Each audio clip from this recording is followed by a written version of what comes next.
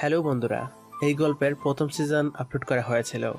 তো আজকে পরেরটুকু সহ সম্পূর্ণ গল্পটা আপলোড করা হয়েছে। যারা প্রথম সিজন শুনেছেন তারা একটু টেনে শুনে নেবেন, টাইম মেনশন করা আছে। আর যারা নতুন তারা সম্পূর্ণ গল্পটা মনোযোগ দিয়ে শুনবেন। ওই চাকরের বাচ্চা, আমার কফি কোথায়? জি ম্যাম, নিয়ে আসছি। তোকে একটা কথা প্রতিদিন বলতে হয় কেন? তুই তো জানিস আমার ঘুম থেকে ওঠার পর কফি লাগে। আসলে ম্যাম, বড় ম্যাম ওনার জন্য গরম পানি করতে বলেছিল, তাই দেরি হয়ে গেল। আমি এখনই আপনার জন্য কফি বানিয়ে আনছি। ছেলেটা কফি বানিয়ে আনুক, ততক্ষণে আপনাদের ওদের পরিচয় দিয়ে দিই। এতক্ষণ যে মেয়েটা ছেলেটাকে বকা দিলেও সে আর কেউ না, বিখ্যাত ব্যবসায়ী মিজান শিকদারের আদরের মেয়ে সুরভি শিকদার। খুবই অহংকারী ও জেদি মেয়ে আমাদের গল্পের নায়িকা। আর যে ছেলেটা বকা খেলেও তার নাম সজীব, এই গল্পের নায়ক। বাকি কথা না হয় গল্পে জানবেন। চলুন গল্পে ফেরা যাক। সজীব কফি বানিয়ে সুরভির কাছে যায়, গিয়ে বলে, ম্যাম, আপনার কফি। সুরভি কফিটা মুখে দিতেই জিভটা পুড়ে যায়। তখনই গরম কফিটা সজীবের গায়ে ছুঁড়ে দেয় আর রেগে গিয়ে বলে, তুই জানিস না আমি এত গরম কফি খাই না, তোর জন্য আমার জিভটা পড়ে গেল, ছোট লোক একটা। ক্ষমা করে দিন ম্যাম, আমি বুঝতে পারিনি। তুই তো জানিস এ কথা, তারপরও ভুল হয় কি করে? আর হবে না ম্যাম। এরপরও যদি এমন হয় তবে তোর হাল কি করব তুই বুঝতেও পারছিস না। এখন যা, মমকে ডেকে দে আর পার্টি প্রস্তুত কর। Okay ma'am. সজীব চলে যায়। বাইরে তুমুল বৃষ্টি। একটু পর সুরভি নিচে নেমে আসে। সজীব পার্টির জন্য তৈরি শুরু করে। সুরভি তার মায়ের কাছে এসে বলে, মম, আমার বন্ধুবান্ধবরা একটু পর চলে আসবে, এদিকে সব রেডি তো? হ্যাঁ মা, তুই চিন্তা করিস না, এদিকে সব ঠিক আছে। ওদের আপ্যায়নের কোনো ত্রুটি হবে না। Thank you mom. পাগল মেয়ের কথা শোনো, তুই আমাদের আদরের সন্তান। আজ তোর জন্মদিন, তাই আজ তুই যা চাইবি তাই হবে। ওকে মম, আমি আসছি। একটু রুহিকে কল করে আসি, ও বলছিল আজ নাকি আসতে পারবে না। ওকে যা, দেখ কেন আসতে চায় না। হ্যাঁ মম, আসছি। সজীব ডেকোরেটগুলো দেখছে। ওইদিকেই রুহিকে কল করতে করতে সুরভি আসছিল। সুরভি সজীবকে খেয়াল না করে ধাক্কা দেয়। সজীব সরি বলতে যাবে, তার আগে সুরভি চিৎকার করে বলে, ওই ছোট লোক, তোর চোখ নেই? চোখ কি কপালে রেখে হাঁটিস? ম্যাম, আমি তো। চুপ, একটাও কথা বলবি না, আমার চোখের সামনে থেকে যা। ক্ষমা করে দিন ম্যাম, আমি খেয়াল করিনি আপনি আসছেন। বিকেলের দিকে পার্টি শুরু হয়ে যায়। সুরভির অনেক গেস্ট আসে, তার মমেরও অনেক গেস্ট আসে। মিম্মি ওদের কাজের মেয়ে। সে সজীবের কাছে এসে বলে, স্যার, হ্যাঁ বলো মিম্মি। স্যার, ওরা আপনাকে এত অপমান করে, তারপর কেন এখানে পড়ে আছেন? সেটা না হয় পরে জানবে।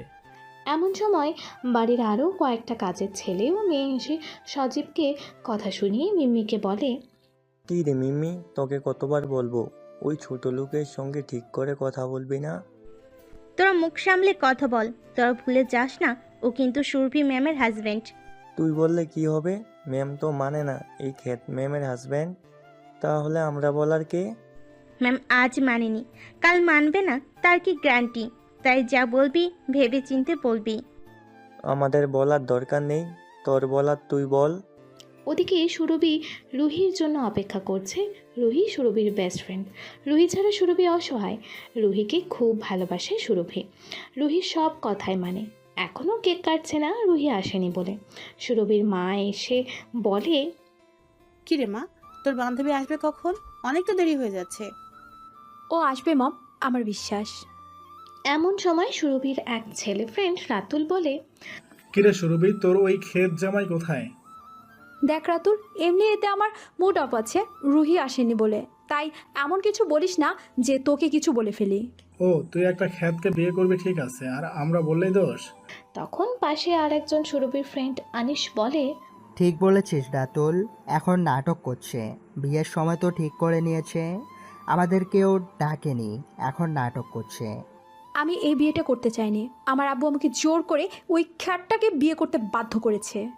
তোর আব্বু বলল, আর তুই বাধ্য মেয়ের মতো করে নিলি বিয়েটা? দেখ, তোদের বারবার বলছি ওই ছোট লোকের বাচ্চাকে আমি আমার জামাই মানি না, তাই ওকে নিয়ে তোরা আমাকে কথা শোনাতে আসবি না। তোদের কতদিন বিয়ে হলো? তা দিয়ে তোর কি? তুই তো জানিস আমি তোকে লাইক করি। আমি করি না, তুই আমার ফ্রেন্ড, এর বেশি কিছু না, তাই আমাকে এসব বলতে আসবি না। আমি কি তোর যোগ্য নয়? ওই খ্যাতটা তোর যোগ্য? আমার তোদের কাউকে পছন্দ নয়, আমার একজনকে খুব ভালো লাগে, কিন্তু সে আমার মনের কথা বোঝে না, নাকি না বোঝার ভান করে সেটাই আমি বুঝি না। কে? আমিন ভাইয়া? হ্যাঁ, আমি আমিনকে খুব পছন্দ করি। আমিন ভাইয়া সব মেয়ের ক্রাশ, কিন্তু আমি যতটা জানি আমিন ভাইয়া অন্য কাউকে লাইক করে। সেটাই তো, আমি যদি কোনোদিন জানতে পারি আমিন কাকে লাইক করে, সেই দিন আমি ওই মেয়েটার থেকে আমিনকে চাইবো। তুই আমিন ভাইয়ার জন্য একটা মেয়ের কাছে হাত পাতবি? হাত পাতার কি আছে? তাছাড়া ভালোবাসার মানুষকে কাছে পেতে যদি হাতও পাততে হয়, কোনো দোষ নেই। রাতুল এসব শুনে খুব রেগে যায়। সে রেগে সুরভিকে বলে, সুরভি, তোরা এসব বন্ধ করবি? আমার ভালো লাগছে না। তুই কেন বুঝিস না আমি তোকে কতটা ভালোবাসি? দেখ রাতুল, বারবার একটা কথা বলিস না, আমার এসব ভালো লাগে না। পার্টিতে এসেছিস, পার্টি এনজয় কর। সুরভি বারবার দরজার দিকে দেখছে। এমন সময় একটা স্কুটি এসে দাঁড়ায়।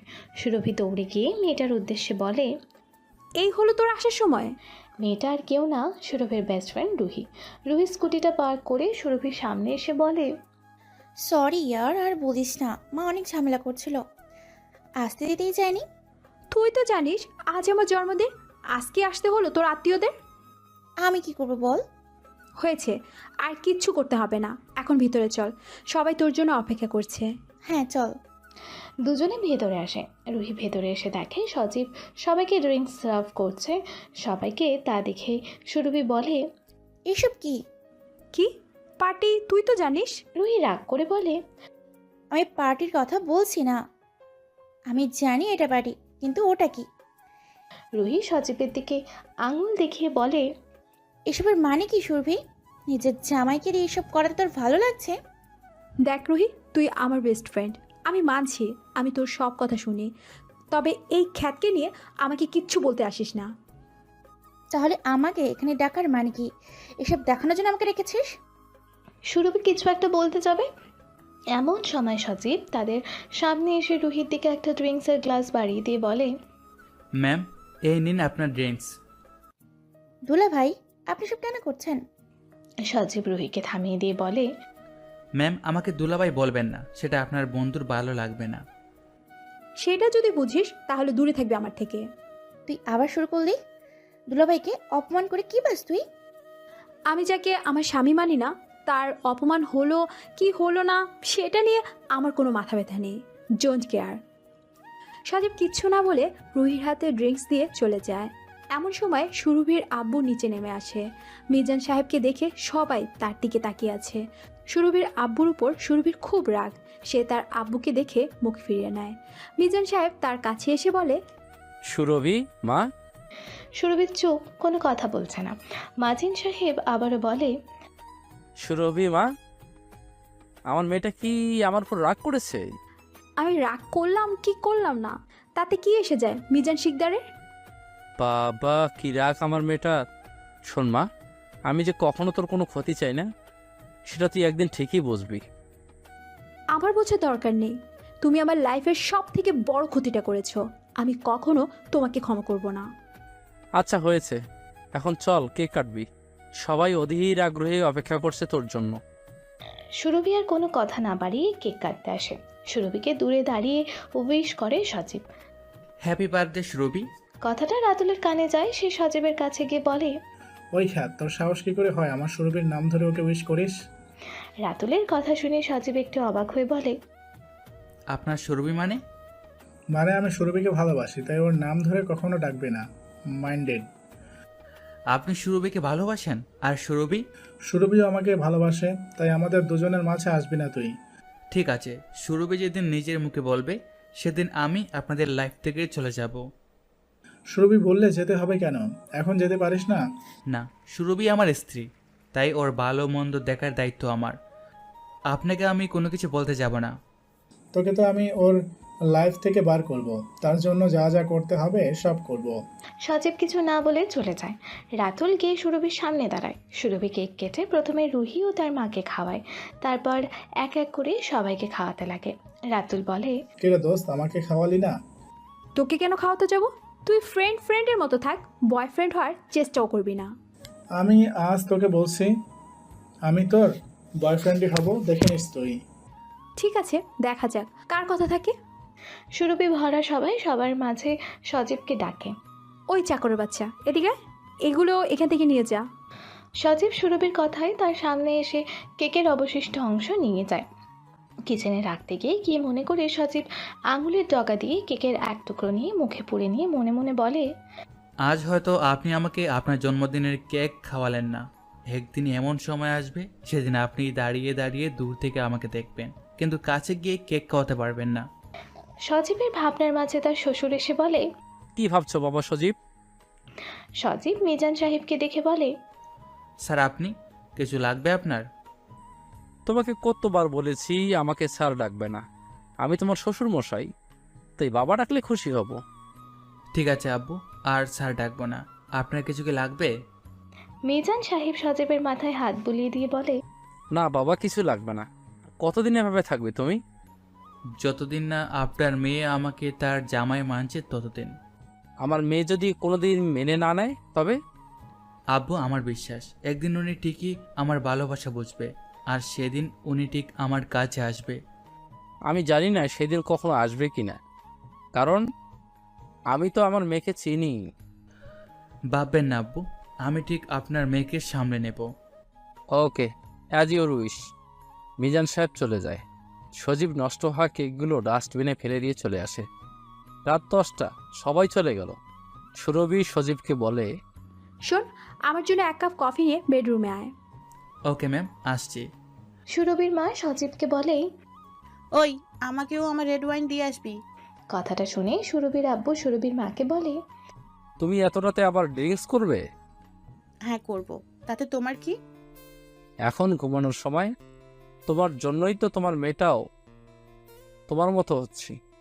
হাজব্যান্ডকে সম্মান করে না, ছোট বড় কথা বলে সবার সামনে। তাতে কি হয়েছে? আমার মেয়ে ঠিক করেছে, ওর মতো খ্যাতের সঙ্গে এমন হওয়াটাই দরকার। তুমি ভুলে যেও না, ও তোমার মেয়ের জামাই। ওকে না আমি আর না আমার মেয়ে, কেউ ওকে আমাদের কেউ বলে মানি না। ও শুধুমাত্র এই শিকদার বাড়ির কাজের ছেলে, এর থেকে বড় কথা কিছু নয়।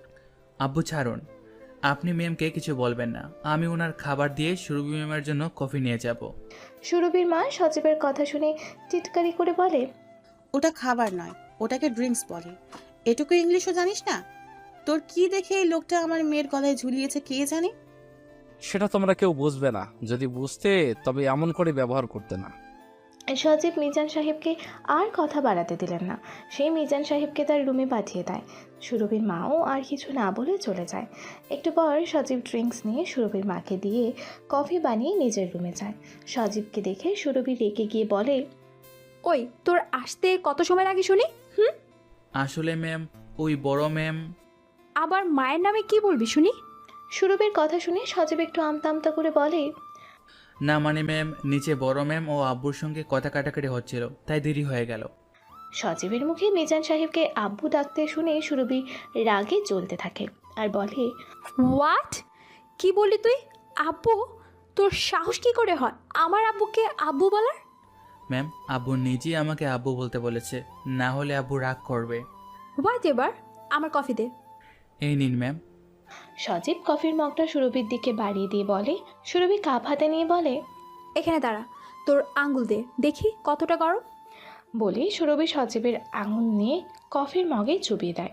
সজীব যন্ত্রণা চিৎকার করতে চায়, কিন্তু কিছুই করে না। সব যন্ত্রণা নিজের মধ্যে চেপে রেখে বলে, ম্যাম আর কিছু লাগবে? না, আর কিচ্ছু লাগবে না। এখন যদি লাগে বলে দিব, তুই যা এখন। সজীব আর কিছু না বলে সুরভির দিকে সরে গিয়ে বলে, ম্যাম কিছু না বললে একটা কথা বলতে পারি? বল, কি বলবি? আজ অনেক বৃষ্টি হয়েছে, তাই খুব শীত শীত করছে, যদি একটা কিছু পাওয়া যেত গায়ে দেওয়ার জন্য।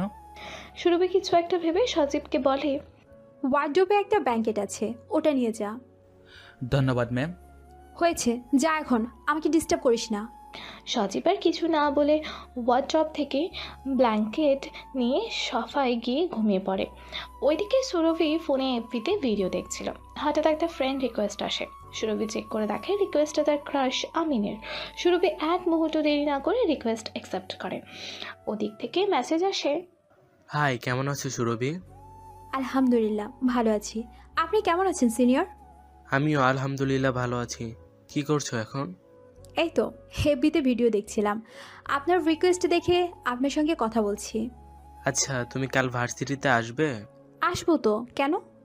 না, জানার ইচ্ছে হলো। আপনি আজ এলেন না কেন? আপনাকে যে ডাকলাম। কাজ ছিল তাই যেতে পারিনি। আচ্ছা ঠিক আছে, এর পরের বার কিন্তু এমন করবেন না। আচ্ছা ঠিক আছে, তাই হবে। আচ্ছা এখন বাই, তুমি ঘুমাও, অনেক রাত হলো। ওকে, আপনিও ঘুমিয়ে পড়ুন। সুরভি ফোন এক ধারে রেখে দেখে সজীব নিশ্চিন্তে ঘুমিয়ে আছে। তাকে ওইভাবে ঘুমাতে দেখে রাগে গা চলছে। সে চিৎকার করে বলে, ওই সজীব এদিকে। সুরভির চিৎকারে সজীব ভয় থরথর করে করতে করতে সোফায় উঠে বসে বলে, ম্যাম আমাকে ডাকছেন? সজীবের বাচ্চা, তোর সাহস কি করে হয় সোফায় ঘুমানোর? নিচে গিয়ে ঘুমা। আসলে ম্যাম আজ একটু ঠান্ডা বেশি লাগছে, মেঝেতে ঘুমালে ঠান্ডা লেগে যাবে তো তাই। তোর ঠান্ডা লাগলে আমার কি, চুপচাপ গিয়ে নিচে ঘুমা। সজীব কিছু না বলে সোফা ছেড়ে মেঝেতে চাটাই বিছিয়ে ঘুমায়। সুরভি সজীবকে দেখে মনে মনে বলে, তোর এত বড় সাহস, তুই আমার দামি সোফায় ঘুমাচ্ছিস? আর একদিন যদি দেখি সেই দিন তোর হাল খারাপ করে দিব, ছোট লোক এক। সজীব মেঝেতে শুয়ে পুরনো কথাগুলো মনে করে।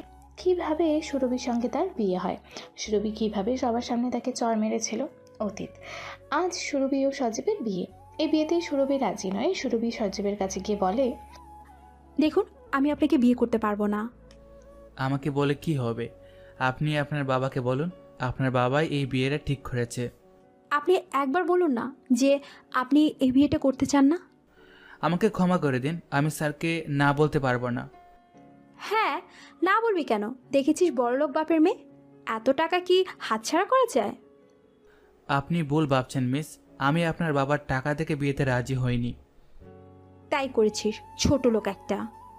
কথাটা বলে সুরভি সজীবকে একটা চড় মারে সবার সামনে আর বলে, শুনে রাখ ছোট লোক একটা, তুই আমাকে বিয়ে করলো আমার মন কখনো পাবি না। সেটা সময় হলে বুঝে যাবে। ঠিক আছে, দেখে নিস তুই। এই বলে সুরভির বাবা কাজে নিয়ে আসে, দুজনের বিয়ে দেয়। বাসর ঘরে সুরভি বসে আছে। একটু পর সজীব আসে, তাকে দেখে সুরভি বলে, দাঁড়া খাতের বাচ্চা, একদম আমার রুমে আসবি না। এটা কি বলছেন সুরভি?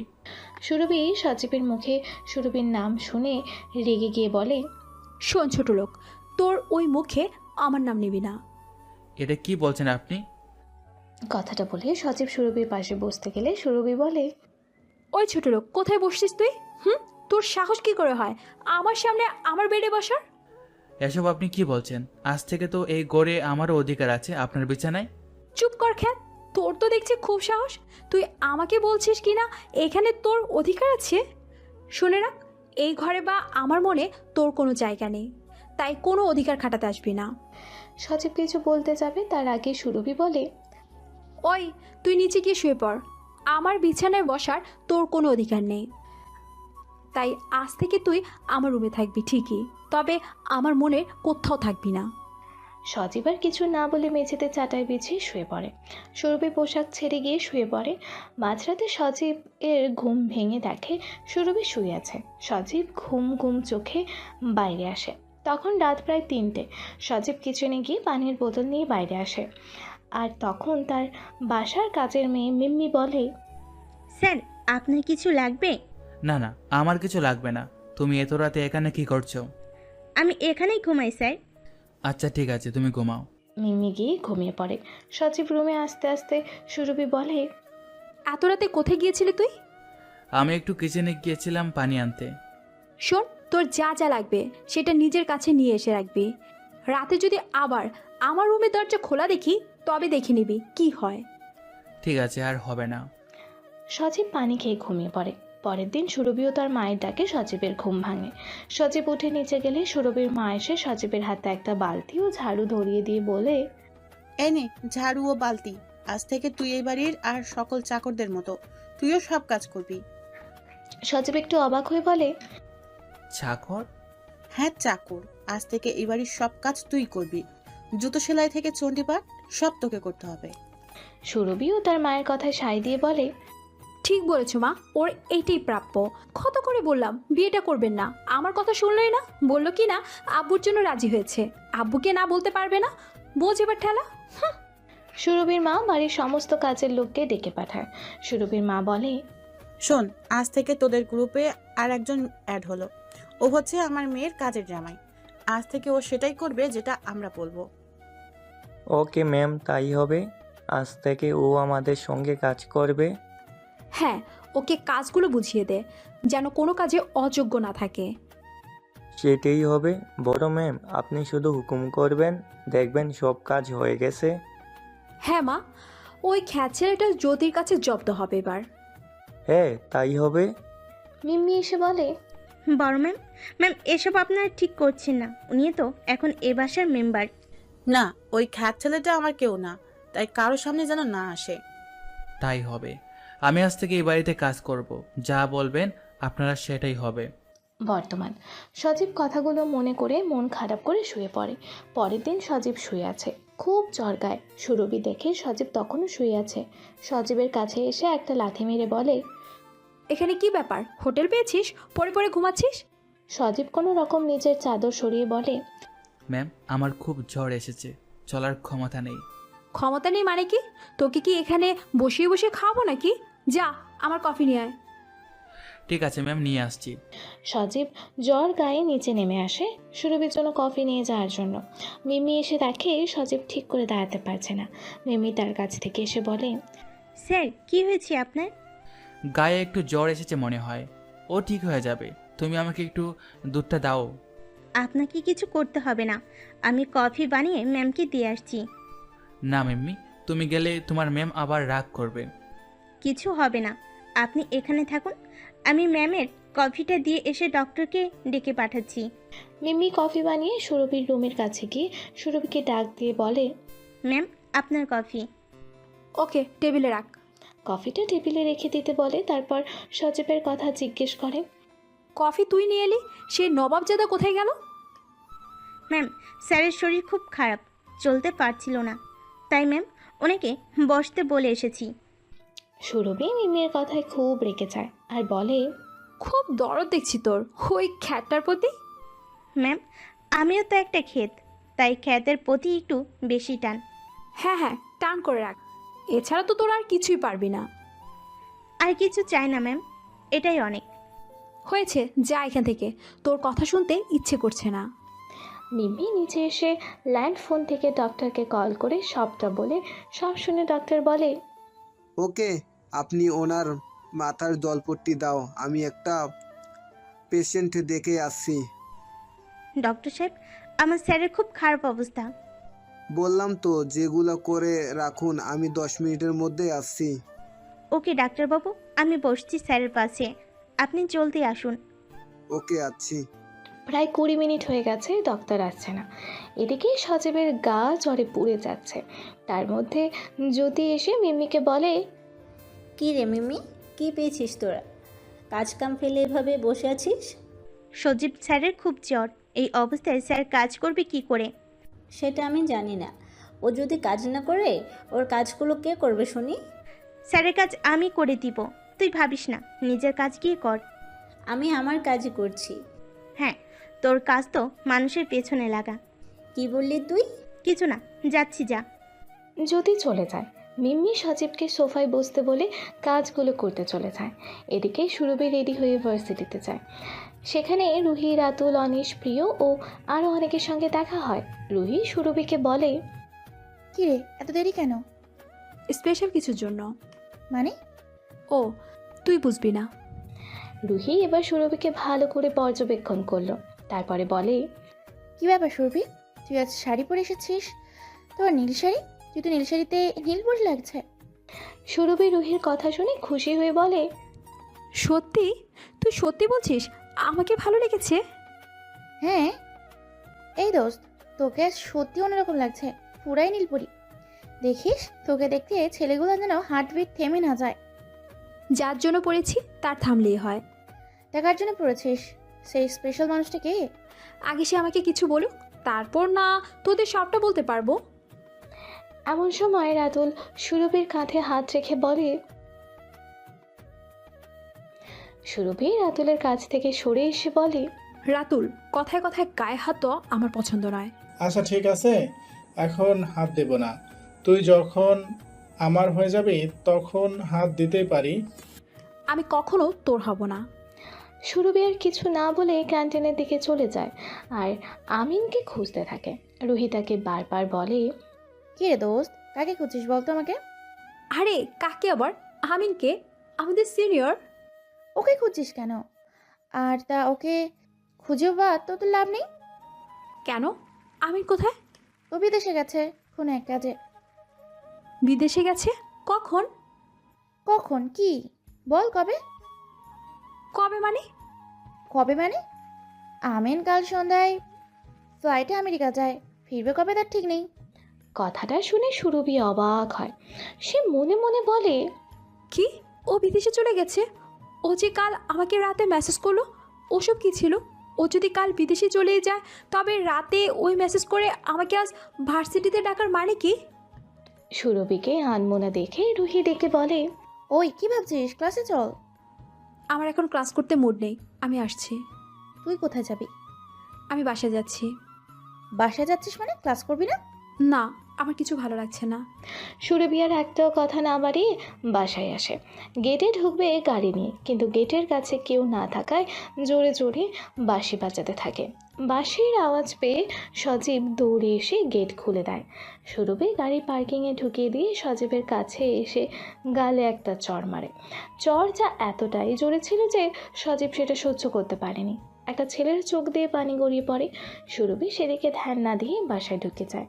জ্যোতি এক গ্লাস পানি নিয়ে সুরভির সামনে দাঁড়ায়। সুরভি পানি খেয়ে জ্যোতির হাতে দিয়ে বলে, জ্যোতি, আমার খুব মাথা ধরেছে, আমার জন্য কিছু একটা করে দে। ওকে ম্যাম, দিচ্ছি। আপনি আপনার রুমে যান। সুরভি নিজের রুমে গিয়ে গায়ের সব পোশাক খুলে এদিক ওদিক খুলে ফেলতে থাকে। রাগে সব তছনছ করে ফেলে। টেবিলের পড়ার বইও বাদ চায়নি। সুরভির এখন এমন অবস্থা যে ওকে যদি কেউ কিছু বলে এখন তবে তার হাল যে কী হবে। এমন সময় সেখানে সজীব এসে বলে, ম্যাম আসতে পারি? তোর এখন কি চাই এখন? ম্যাম আপনার মাথা ধরেছে, তাই আপনার জন্য 1 কাপ আদা দিয়ে চা নিয়ে এসেছি। এটা খেয়ে দেখুন, আপনার মাথা ব্যথা কমে যাবে। সুরভি সজীবের কথা শুনে আবারও রেগে যায় এবং সজীবের কাছে এসে আবারও একটা চড় মারে। যেই গালে একটু আগে চড় মেরেছিল ঠিক সেই জায়গায় সজীব কিছু বলছে না, চড়টা নিয়ে দাঁড়িয়ে আছে। সজীবকে দেখে আরও রেগে যাচ্ছে সুরভি। শেষে সজীবকে বলল, দেখ, তুই যদি নিজের ভালো চাস তবে এখন এখান থেকে চলে যা। সজীব সুরভিকে আগেও রেগে যেতে দেখেছে, কিন্তু আজকের মতো রাগ ও আর দেখেনি কখনো। তাই সে মনে মনে বলে, কি হয়েছে আজ ওর? ও তো কখনো এত রেগে যায় না। আজ তো ভার্সিটিও গেল না, তখন খুব খুশি ছিল। তাহলে এখন কি হলো? ওখান থেকে আসার পর আমার যতটা মনে হচ্ছে ওর ওখানে কিছু হয়েছে। সজীব আর কথা না বলে চাটা টেবিলের পাশে রেখে বলে, যদি মন চায় তবে খেয়ে নেবেন, তাতে আপনার ভালোই লাগবে, খারাপ লাগবে না জানি। সজীব আর কিছু না বলে চলে যায়। সুরভি কী ভেবে চা হাতে নিয়ে খেতে শুরু করে। চা খেয়ে মনে মনে বলে, চাটা মন্দ বানায়নি ওই খ্যাত। চা খেয়ে বিছানায় হেলান দিয়ে শুয়ে আছে। ওইদিকে সজীব কাউকে একটা কল করে সজীব কিছু বলে, তারপর নিচে এসে সবার জন্য খাবার বানায়। খাবার রেডি করে সুরভির কাছে গিয়ে বলে, ম্যাম খাবার রেডি, বড় ম্যাম আপনাকে ডাকছে। সজীবের আওয়াজ পেয়ে সুরভি বিছানায় বসে বলে, আমার পায়ে খুব ব্যথা করছে, পা একটু মালিশ করে দে। ঠিক আছে ম্যাম, করে দিচ্ছি। দূর থেকে এসব সুরভির বাবা সব দেখে খুব কষ্ট পায় আর মনে মনে বলে, সুরভি বেটা, তুই ছেলেটাকে চিনতে পারলি না? তুই নিজের জান্নাতকে এভাবে পা দিয়ে সরিয়ে দিচ্ছিস, কি হবে তোর? তুই তোর পতন ডেকে আনছিস। আমি বাবা হয়ে যতটা করার করেছি, কিন্তু বাকি পথ তোকে নিজেকে চলতে হবে। কিন্তু তুই কি করছিস সেটা? নিজের হাতে নিজের সুখ নষ্ট করছিস। টাকার মোহে পড়ে মানুষ চিনতে পারলি না। এমন সময় সুরভির নজর মিজান সাহেবের ওপর যায়। মিজান সাহেবকে দেখে সুরভি সজীবকে সরিয়ে দিয়ে তার বাবাকে বলে, আব্বু কিছু বলবে? না, এদিক দিয়ে যাচ্ছিলাম। তোর খাওয়া হয়েছে? না আব্বু, খাইনি, এই তো যাব। ওকে, তাই হবে। হ্যাঁ আব্বু, চলো যাচ্ছি। মিজান সাহেব চলে যায়। সুরভি সজীবকে রেগে বলে, ছোট লোকের বাচ্চা, আব্বুকে দেখতে পাসনি, সরে যেতে পারিসনি? আব্বু কি ভাবলো? কিছু ভাববে না, আপনি চিন্তা করবেন না, আমি আব্বুকে বুঝিয়ে বলবো।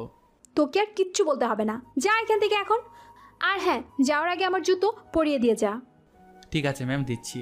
সজীব সুরভির পায়ে স্লিপার পরিয়ে দেয়। সুরভি নিচে আসে, তার মাকে